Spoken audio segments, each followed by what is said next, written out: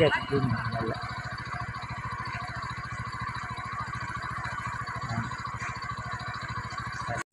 ఇది చిరంజీవి బ్లాక్ అయింది, ఎవరు పట్టించుకుంటా ఉండలేదు. ఇది పంచాయతీని ఇంకా ఎవరు దాన్ని కేర్లెస్ తీసుకుంటారు. ఎవరు నంబర్ ఉన్నారు నంబరు పట్టించుకుంటా ఉండలా. ఇది ఒక సంవత్సరం ముందు ఇంకా ఫుల్ జామ్ అయింది. ఇండ్లకంతా నీళ్ళు దూరైనవి, స్కూళ్ళకంతా నీళ్ళు పోసింది, యార్డ్స్ ఉండే బ్లాక్ అయింది. ఇది అధికారులను చూసి దీన్ని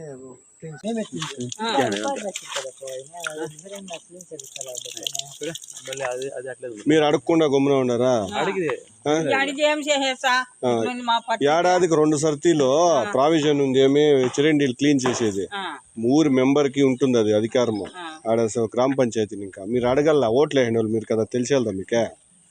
ఎవరిని అడిగేది? నువ్వు ఓట్లు వేసినది ఎవరికి వేసినది? ఓట్ల మీ ఊరు మెంబర్ ఎవరా?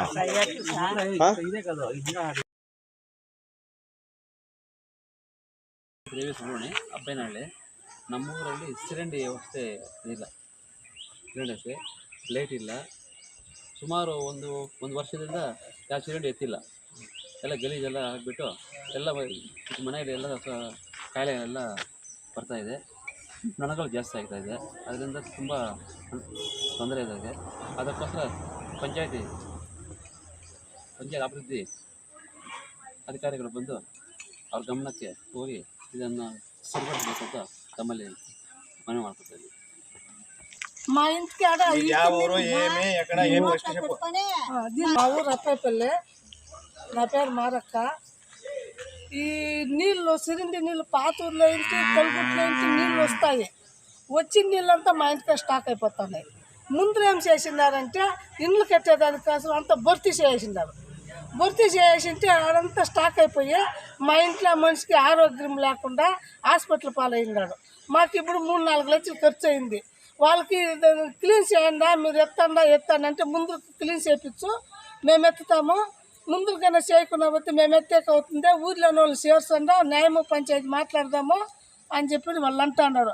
ఊర్లో తోటోడికి చెప్తే తోటోడు ఈ ఊర్లో చేరేలా అయ్యలేదమ్మా, నేనేంటికమ్మా రావాలా, ఒక ఇంటికాడికి 10 మనిషి 10 బిరువులు తిరిగినా కూడా వచ్చేలేదు, చేరేలేదు, నేనేంటికి రావాలా, నేను వచ్చాక అయ్యలేదమ్మా అని చెప్పి తోటోడు చెప్పేసా. మాకు చాలా సమస్య.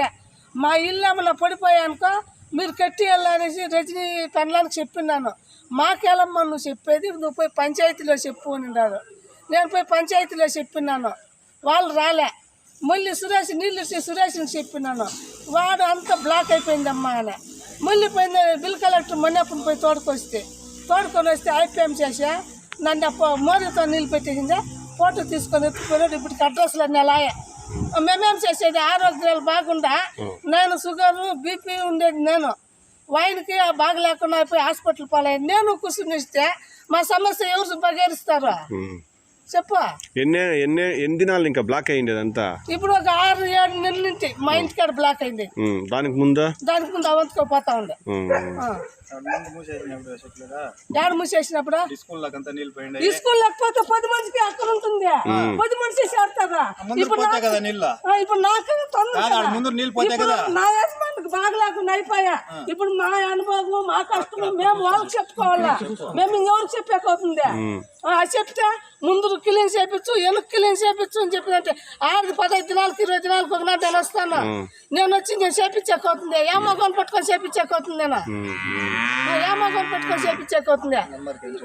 ఏ నంబర్ అందరూ చూసా, కర్ణకు చెప్పినాను, ఆనందప్పకి చెప్పినాను, సోమప్పకి చెప్పినా, గిత్తాయికి చెప్పినాను, నీకు చెప్పినాను, అందరికి మీ మొన్న పెన్నానికి చెప్పినాను, ప్రతి ఒక్కరికి మీ ఇంట్లోకి అందరికీ చెప్పినా, మీ అబ్బకి చెప్పినా, మీ అమ్మకి చెప్పినాను, అందరికీ చెప్పినాను.